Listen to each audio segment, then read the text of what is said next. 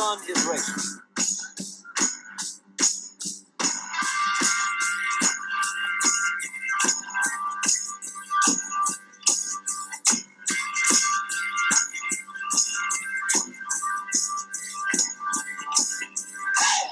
Welcome, race fans, to another episode of the Rubbin' is Racing Daily Fantasy NASCAR Show. We have all your action from the Hollywood Casino 400. That's right, kids. We're from our home track, Kansas Speedway. It's more of a home for Liehr as he lives on the side of the state line that stole our name. State history aside, this is an elimination race. 4 more drivers will be ousted from the playoffs this weekend after the race concludes. Interesting fact about that is this weekend, in quite some time, Kansas and Missouri will be facing each other the same day as the race. So I guess we will have one deciding factor on which state is better, right? I hope it's my basketball team pulling it off, but you're kind of the perennial basketball team favorites over there. Well, considering that it's an exhibition game and it's all for charity, that's all that matters. So Right. At least it's for a good cause, and at least we've got the border war back, baby, yeah. in some form. I can't believe it. It's sold out so quickly. They didn't even let tickets go on sale to the general public. That's how much alumni wanted tickets to this event. Yeah, it's crazy. But interesting fact here about Kansas is the pole winner has gone 1-1 4 times in 22 races here. It happened both in 2013 with Matt Kenseth in the spring and Kevin Harvick in the fall. Will it happen this weekend with Martin Truex? Is that foreshadowing your burning rubber pick just a tad bit, bro? Temps are supposed to be in the upper 60s when we go racing Sunday, October 22nd at 2 p.m. Central Time on NBC Sports Network. All right, Liehr, home track time. Do the honors. Burning rubber, Kansas waving the wheat star this weekend, baby! Waving the wheat. There you go. Even the Mizzou guy will do it for you. It's supposed to be windy enough this weekend that you'll get plenty of wheat waving opportunities, although wind is supposed to die down when we go racing Sunday. So hopefully that'll help drivers keep their cars on the track this weekend. But yeah, it should be a lot of good racing as we've got several drivers that are facing elimination. Kyle Busch is one of them. Jimmy Johnson is one of them. Now, I personally have Sticky Ricky and Jamie McMurray missing it, but that means 2 other drivers still have to miss it. And those 2 drivers, I think, will figure a way to creep their way in. It's who's going to be left out when it all is said and done. But enough with that. Liehr, who's your pick to burn rubber, buddy? Yeah, man, I can't wait for this weekend. It's going to be an awesome race, just for the fact of there's so many different groups here at Kansas, but there's just so much on the line this weekend. And, for the first time, we've had an elimination race here instead of having Talladega the week after us. So as we previewed in the intro to the show, I'm going with my boy this weekend. I'm going to be rolling with Martin Truex Jr. in the 78 Furniture Row team. And obviously, man, they've been the most dominant in 2017. Truex is obviously won earlier this season in the Go Bowling 400 for his first ever Kansas win. This team has absolutely burned the rubber off the tires in these 1.5-mile tracks during the 2017 season. He's got 4 wins this season on 1.5-mile tracks: Kansas, Chicago, Charlotte, and Vegas. He has led over 655 combined laps in all 4 of those tracks. He has led 1,977 total laps this season, and 2/3 of those has been at those 1 to 2 mile tracks that we race on. Truex starts on the pole this Sunday, obviously, and has a chance to sweep the season here at Kansas. His cost this week is $10,800, which is number 1 on the board, which it should be. It's definitely warranted, but it's actually down from last year at this race in 2016 when he was the most expensive at $11,100. They have definitely secured a spot into the next round of the playoffs. The pressure is off this team. I think they bring it this weekend. They got nothing to lose. They're starting on the pole. They obviously have one of the fastest cars on the track. And the other crazy part too, man, is the last 3 races here at Kansas. The pole winner led majority of the laps here. So this past spring, it was Blaney with 83. That surprised everybody because they thought he definitely overqualified. Then you got Kenseth, who led 116, and then Truex, who led 172. So if you got the guy that starts on the pole, it's probably a smart move for your fantasy team because he's definitely going to lead some laps here at Kansas. Newsflash, kiddies. Truex has a local appearance that Jamie Liehr goes to, and Jamie Liehr gushes over Truex and his play this weekend. No, I'm just playing with you, dude. Truex looks fast and he dominates Kansas. This is maybe one of his 12 home tracks that Truex claims, as it's the closest track to the actual operations of Furniture Row in Denver. But, you know, the Truex play sitting on the pole is just the right play, in my opinion. If your lineups aren't starting there, you're pretty much doing it wrong. I think this is just the right play. And another guy that I think is the right play and is a great swerve if you don't want to go with the majority of the field that'll be on Truex is my burning rubber pick, and that's Kevin Harvick at 9,600. He's in the Jimmy John's car this week for Kansas, and Harvick is freaky fast. See what I did there? As he is starting second for the Hollywood Casino 400. In his last 3 Kansas races, he has a second, a first, and a third. If you go back to the October race of 2013, his stats are first, second, 12th, second, 16th, second, first, and third. Since 2013, he's led 476 laps here and grades out as the best driver at Kansas, hands down. Starting second, he'll need to lead laps and finish top 3 to be worth a play, but Harvick can and probably will do both, in my opinion. I have Harvick being a must-own this week. I don't even have a problem if you pair him with Truex and thinking that one of the two of them is going to get off on a pit stop, so they're leading the race while the other one's running second. What are your thoughts on Harvick, Liehr? Obviously, they had a fast car today out of qualifying. They've had fast cars here in the past. This is definitely a track that Harvick likes to run on. And, you know, the history and the statistics show that it's not going to be a one-man domination race. I mean, could Truex go out there and do it? Yeah, it could happen, but the likelihood of it happening is greater. So you've got to have, statistically showing is at least 2 to 3 of the guys that lead most of the laps here, because we've only got 267 to deal with. So, you know, a healthy combination of those lap leg guys and the place differential guys. I'm right there with you, man. I possibly see that, you know, you would need number 1 and number 2 this week to, you know, be the top go-getter in your fantasy team. So I definitely like Harvick this weekend. I think he is the other part of the combination this weekend with Truex. Even though you're not going to get any place differential, but those guys, in my opinion, are going to be the 2 dominators of leading all the laps at this race. Definitely love the play, dude. He's awesome here at Kansas, and can't wait to see it live on Sunday.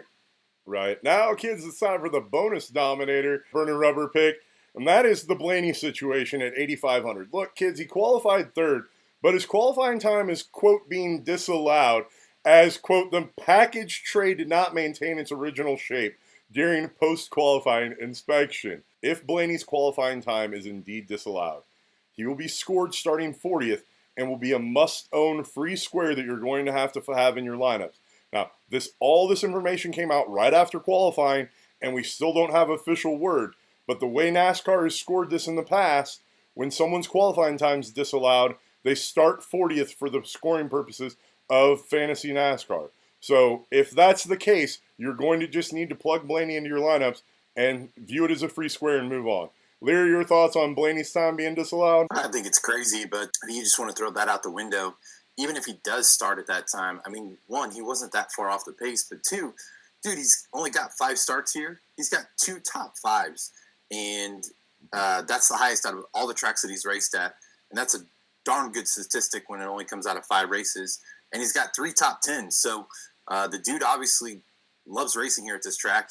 He even admitted it after post-qualifying that he liked racing here and they enjoy coming here because he has had success here in the past. So, you know, do I think he goes out and gets the win? No.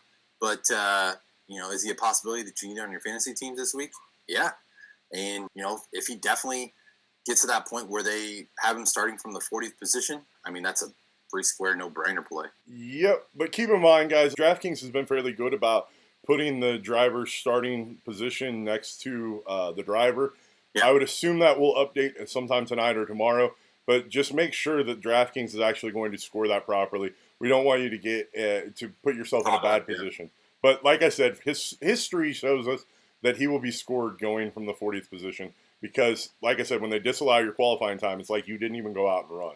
So his third place qualifying doesn't exist, technically. Yeah, right out the window. With that said, it's time for value as Liehr and I picked two of the most expensive drivers, and we're telling you that we don't have a problem pairing them together, so you're going to need to save money. Liehr, who's that guy you're looking to save some money with this week? I'm going to be going with a guy we kind of talk about quite a bit on this show. I'm going to be going with another junior and going with Ricky Stenhouse Jr. They need a strong finish this weekend at Kansas as the 17 Garage sits 11th in the playoff standings. This is, like we talked about, this is an elimination race. So this team definitely needs to bring a strong finishing position this weekend to stay continuing into the playoffs. Ricky's got some pretty, decent stats here with 9 starts, 0 wins, 0 top 5s, 0 top 10s. Yeah, I guess you're right. That's not really value, is it, Liehr, when it comes to having decent stats. But his finishes the last 4 races here have been 13th, 19th, and 11th. And from a fantasy player's perspective, this week, it stunk for the team, but for a fantasy guy, it's awesome. He's going to be starting in the 25th position. This is definitely a teen's car, in my opinion, even possibly even a top 10 with his first one ever here at Kansas. This team has so much momentum this season off of their 2 wins that they've gotten, and they just keep carrying it on, man. And I see it this weekend to where even though they had a poor qualifying position, they're going to get their act together in the garage tomorrow, get all the kinks worked out on that 17 Fastenal vehicle this weekend, and I think they're going to bring it, and he's going to go into the next round. A lot of people have him going out, but I just see them having a really strong finish this Sunday. And underneath the circumstances, I think, he's going to surprise a lot of people. I like it, and I think that this is the best risk-reward play in the field. Sticky Ricky basically has to have a win to advance to the next round. So it is very possible that this team is going to try to short pit or do something to get them on a different strategy than the rest of the field that they aren't as fast as, right? Now, I like your narrative of this normally being a top 15 car, and that's absolutely right. But he has to win this weekend, which worries me a little bit because Sticky Ricky, when the pressure's on, we might get back into Wrecky Ricky. And that was... he has done that in the past. Right. And we're at the point where pressure's on. I'm worried that the Wrecky Ricky might come out in him. I'm worried that they're going to make a decision that if he wins, will win you all the money in fantasy. But if they're wrong on it, you're going to lose, and it's going to destroy your lineup. So just know this weekend that the Sticky Ricky play is extremely volatile. I love his price point. I love where he's starting at. I'm going to own Sticky Ricky, right? But just know that it is the apex of volatility this weekend with with his back being against the wall. Did you have anything you wanted to add to that, Liehr? No, I couldn't have said it more eloquently myself. Which is why, personally, I would rather be on his teammate Trevor Bayne starting 29th. That's right, kids. Get the Bayne Train song out. Oh, it's coming, Liehr. You beat me to it.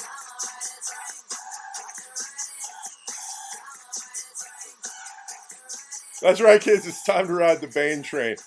He's qualified 29th, which is just a dream position. You always want to roster the Roush Fenway cars when they qualify so poorly. But to be honest, I just really wanted to play that Quad City DJ song. I love that song. At least you're being honest. Right. No, Bayne has started here 6 times, and he has a positive place differential in 4 of those 6, and went 25th to 17th last fall, and in the spring went 16th to 10th. I love that we are all over Roush Fenway as value this week. Bayne, Sticky Ricky, those are my value plays. Like I said, Bayne's less volatile. And the other one that we haven't talked about is not a Roush Fenway car, but he's back to his old qualifying ways. Ty Dillon starting 30th is another play that I'm really interested in this weekend for value. Liehr, your thoughts on Bayne and the snuck-in Ty Dillon play? Yeah, definitely, man. Trevor Bayne, he's raced here 6 times. He's got some experience here. And, based on the stats, he's, been around the track, knows how all these grooves work.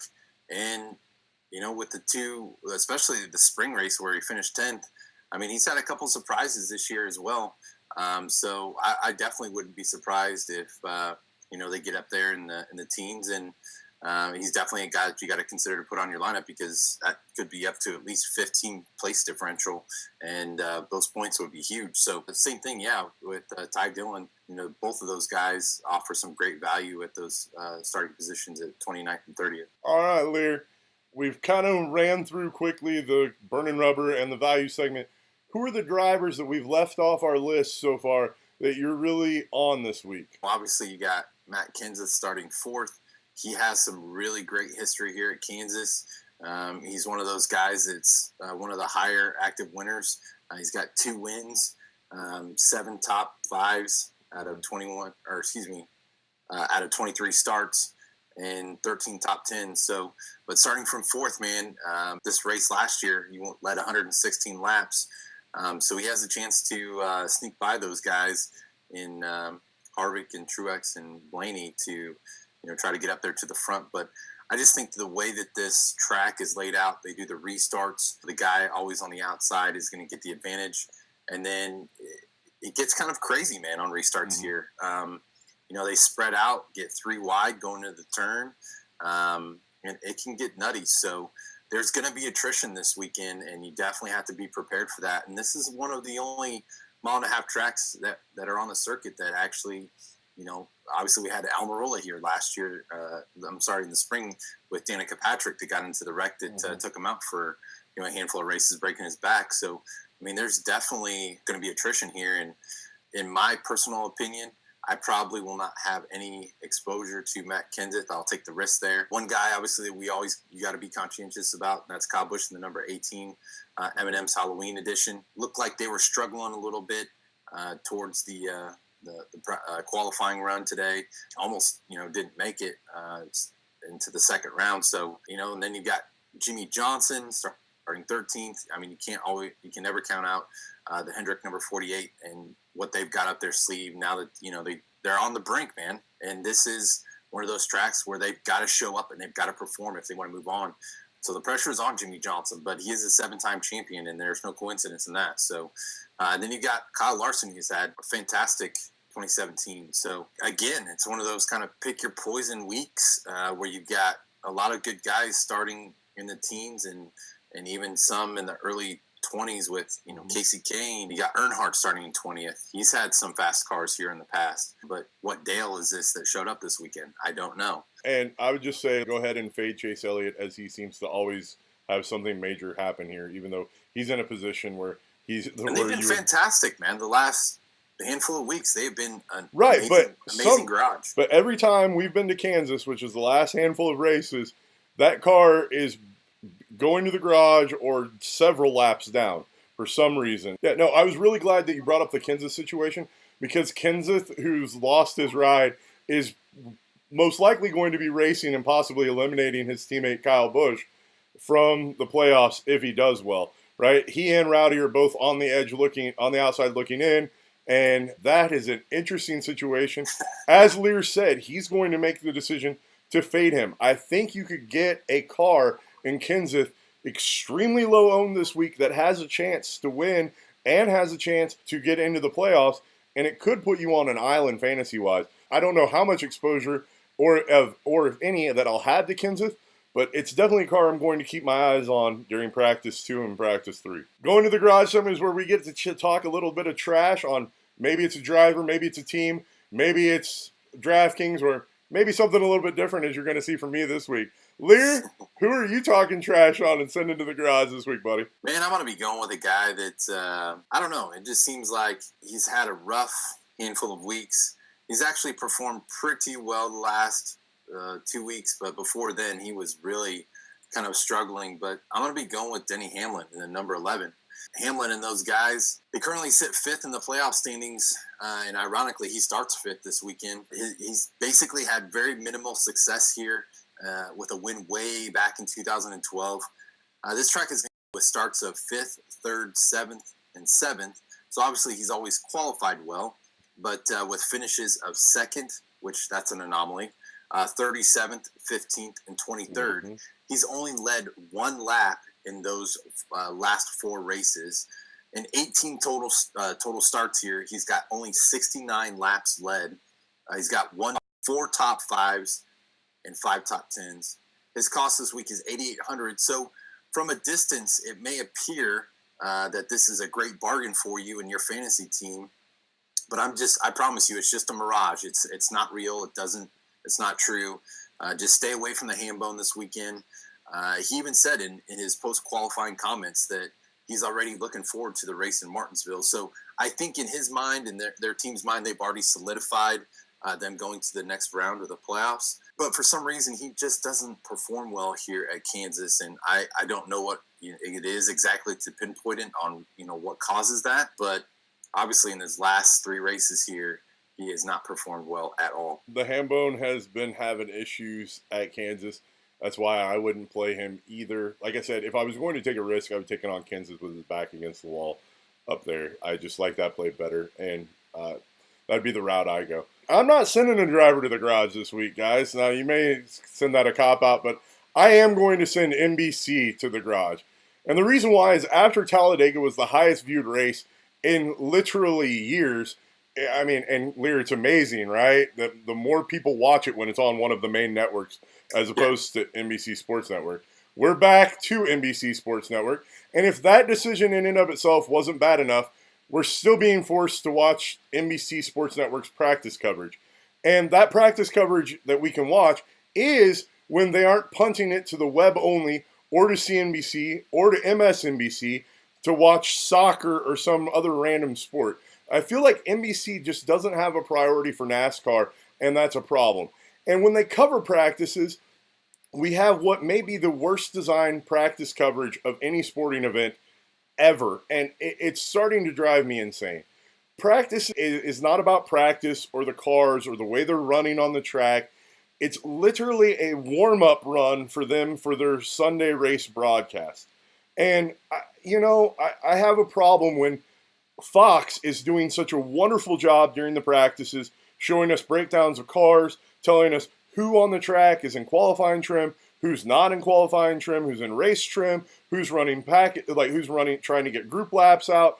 None of those things are being done at NBC Sports. And personally, I think it's a failure in NBC Sports' package towards NASCAR. And I feel like that is just yet again one of the things that is driving down NASCAR viewership is us having a poor package that's being presented of a really interesting, really good sport. And I think the Fox Sports broadcasts are the model that we need to be going after, showing how awesome this sport is, how technically cool this sport is, and how just much fun this sport is, instead of just using practices as your dry run for your main race broadcast. I'm getting tired of it, and it was time for me to go off on NBC. I know that was a bit of a rant, but there you go. Liehr, do you want to join in on? Preach on, brother. No, man, it's same thing. I mean, basically, the cars are practicing. They're practicing what they're going to talk about, But it's kind of an anomaly because it's actually being presented to the viewing audience. So it should be definitely, more educational than what it is. Us as fantasy players, we love that information. Mm-hmm. And not only that, but that kind of information transitions over to the normal fan. So then they can, understand how, the inner workings of it works and, what certain things mean. And they just don't get that based off of going to a storyline about something that maybe happened last week or talking about something that's not even relevant to what is happening right then and there at practice. No, I get it. It's cool. You want to run your storylines that are awesome for the race. Practice those away from the track, man. Let practice be an actual event for NASCAR. The problem is I feel like I watch one practice from Fox Sports in the spring, and I've learned more about the sport of NASCAR and have been more engaged as to how good the sport is, and that show promoted racing in a better way than the entire second half of the season is done by NBC Sports, right? And I'm talking about one show of a practice outing for Fox. That's a crazy discrepancy to me. Well, I think one of the other things that they're missing is, so they've got, the crew chief, the former crew chief in Letarte on the show, trying to give his perspective from what the teams are going through. A lot of people learn from visual. When you have those breakaway cars and you kind of show what's going on with them, it just brings that visual aspect to it, which it seems like they just kind of stay away from. I just feel like one's a technical broadcast that engages the viewers and treats them like educated individuals that want to learn about a sport and embrace the sport. And the other one teaches us like that we're just passive, like lumps on a couch watching racing without caring. Like both, I guess, have their merits, but Right. from a fantasy perspective and a fandom, I would rather be in the engaging side of that debate. Those type of fans exist in this world. Oh, I'm sure. I'm sure. I know they do. All right, kids. Well, I was a little harsh on NBC. I like the network, and I appreciate that they're covering NASCAR. I really do. But we have to critique these institutions to get a better product for us, and that's the only reason why I do it, is because I want to demand a better product for us as fantasy NASCAR fans, as fantasy fans and as NASCAR fans. So, Liehr, do you have anything more you want to add about the race this weekend? I know you're taking the little one and the wife to the race, so you'll have fun taking the little one for his first time. Anything else you want to add, buddy? Yeah, man, I'm looking forward to it. It's going to be an awesome race to go to. There's so much on the line, and hopefully the weather, it's just been absolutely amazing here in Kansas City this past week with, mid 70s, 60s, nothing but sunshine. So hopefully that'll continue on Sunday, and we get to see a awesome race that's full of, a lot of good racing. I don't want it to be a blowout. I don't want, whoever's in the lead, Martin Truex Jr., to be leading by like 5 seconds or 6 seconds. I want it to be close, but yeah, I definitely want him to win.